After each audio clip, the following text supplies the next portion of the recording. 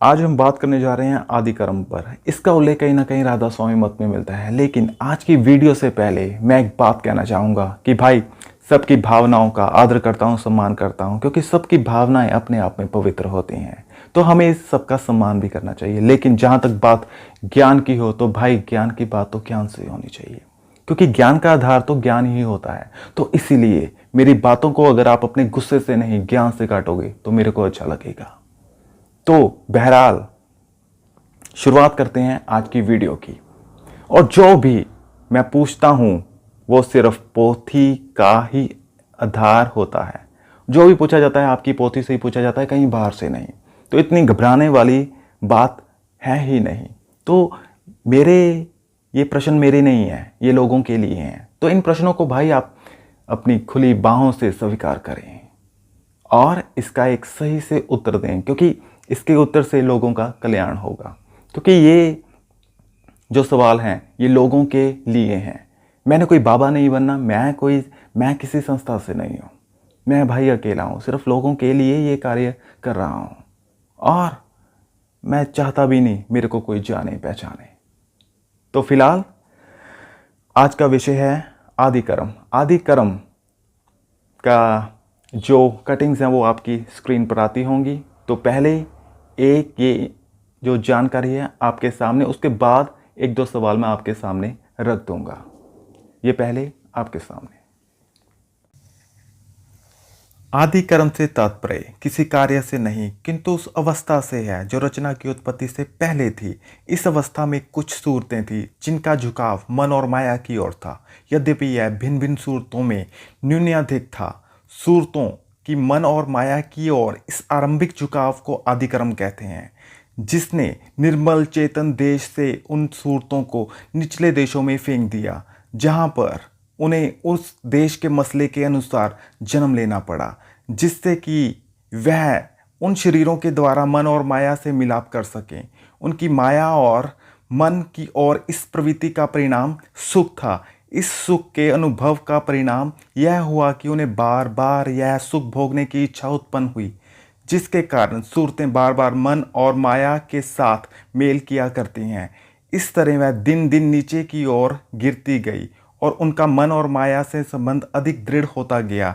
यही हमारे सुख दुख का असली कारण है और हम मन और माया के साथ मिलाव करने की सजा भुगत रहे हैं। दुर्भाग्य हमारे कष्टों का यही अंत नहीं हो जाता, क्योंकि जब हमारी वासनाओं का वेग कम हो जाता है तो आदि कर्म से एक नई प्रवृत्ति यानी आशा जारी हो जाती है और हम फिर नीचे की ओर फेंक दिए जाते हैं। इससे ज्ञात होता है कि जब तक असली बीज अर्थात आदि कर्म नष्ट ना हो जाएगा, बाद की वासनाओं के अनुमूलन का कुछ अधिक प्रभाव नहीं पड़ता। इसलिए सत्संग की शिक्षा में मूल वासनाओं के नष्ट करने पर जोर दिया जाता है। जब तक ऐसा नहीं किया जाएगा, बाद की या मध्यवर्ती वासनाओं का नष्ट करना व्यर्थ है। आदि कर्म जड़ के समान है और बाद के कर्म शाखाओं और पत्तों के समान है। इसलिए जड़ का नाश करना आवश्यक है। और अब हम बात करेंगे सवालों की। जहां तक आदि कर्म की बात है तो इसका उल्लेख जो दूसरी गद्दी पर विराजमान गुरु थे सालिंगराम जी, और उनको हजूर महाराज के नाम पर जाना गया है। तो यहाँ पर पहला सवाल आ जाता है, राधा स्वामी धाम को काल से परे, समय से परे, परिवर्तन से परे, माया से परे, मन से परे कहा जाता है। तो ऐसे पवित्र स्थान में प्रवृत्तियों जैसे दोषों का प्रवेश कैसे हो सकता है? पूर्ण गुरु संपूर्ण संसार को आकर्षित करता है, लेकिन पूर्णता के स्थान पर किसी प्रवृत्ति, किसी दोष, किसी माया का आकर्षण का प्रवेश हो जाना गुरु की पूर्णता पर संदेह प्रकट करता है। पूर्णता के स्थान पर आवागमन नहीं होता, वहां पर आना जाना नहीं होता। अगर आना जाना हो जाए तो उसकी अनित्यता, अधूरेपन का प्रमाण खुद ब खुद मिल जाता है। आदि कर्म में बताया गया है कि आपको ऊपर से फेंक दिया जाता है, बार बार फेंक दिया जाता है। चौथा लोक यानी कि राधा स्वामी धाम सिर्फ पूर्ण गुरु का ही स्थान है। अब पूर्ण गुरु के होते हुए भी वहां पर ना काल का प्रवेश, ना ही समय का, ना ही किसी प्रकार के परिवर्तन का। तो ऊपर से नीचे कौन फेंकता है, यह अपने आप में सवाल है। आदि कर्म को जड़ के समान कहा गया है। अगर जड़ की बात की जाए, ये सारा का सारा जड़ का जितना भी खेल है ये गुणों का खेल होता है। अगर गुणों की बात की जाए, ये गुणों का खेल प्रकृति के अधीन होता है। अगर प्रकृति की बात की जाए, ये सारा का सारा फिर ये खेल माया का खेल है, काल का खेल है। घूम फिर के बात यहीं पर आ जाती है कि राधा स्वामी धाम भी इस काल के, इस माया के चक्कर से बाहर नहीं है। इसलिए वहाँ से भी प्रवृत्तियों का प्रवेश आसानी से हो जाता है और वही स्थान से भी आपको नीचे फेंक दिया जाता है। ये तो बात अपने आप विचारणीय है, क्योंकि सारी की सारी चीज़ें ऊपर से नीचे आके आप अधूरेपन का प्रमाण वैसे ही दे चुके हो। ये बात विचारणीय है। जो लोग आपको कहते हैं कि आप निज धाम से आए हो, आपने दोबारा वापस वहीं पर जाना है, अब ये बात प्रमाणिक हो चुकी है कि कोई भी धाम पूर्ण नहीं होता। अगर पूर्ण होता तो आप नीचे ही ना आते, वहीं पर रहते।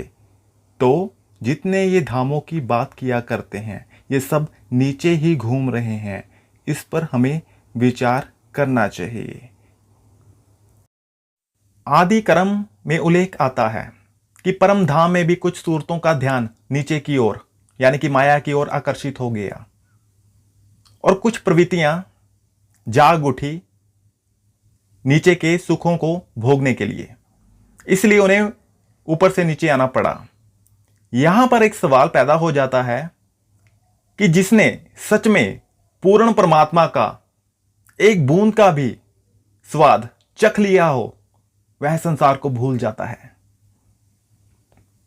उसके सामने ये त्रिलोकी क्या, सब लोक परलोक फीके पड़ जाते हैं।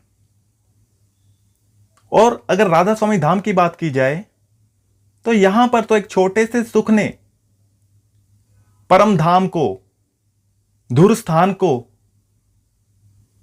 धुंधला कर दिया, अधूरा कर दिया। एक छोटे से सुख से सूरतें प्रभावित होकर नीचे की ओर देखने लग गई। वहां पर क्या पूर्ण परमात्मा का सुख, आनंद क्या कम था जो नीचे की ओर आकर्षित हो गई सूरतें? यह कोई छोटी सी बात नहीं है।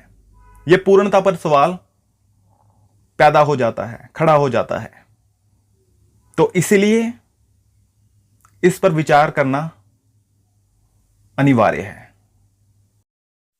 इतिहास साक्षी है, जिसने धामों की बात की है, नीचे आकर ही की है, नीचे आना ही पड़ा है, क्योंकि सब धामों की यात्रा अधूरी है। जिसने परमात्मा को यहां नहीं पाया, उसने कहीं नहीं पाया, क्योंकि यह आपके मूल स्वरूप की ही कहानी है। अगर आप धामों में जाकर इतने ही पूर्ण होते तो भाई नीचे ही ना आते, वहीं पर रहते। कहीं तो बार बार चूक हो रही होती होगी। तो इसलिए इसको जानना अनिवार्य है, क्योंकि ये कहानी स्वयं को ही जानने की है। धन्यवाद।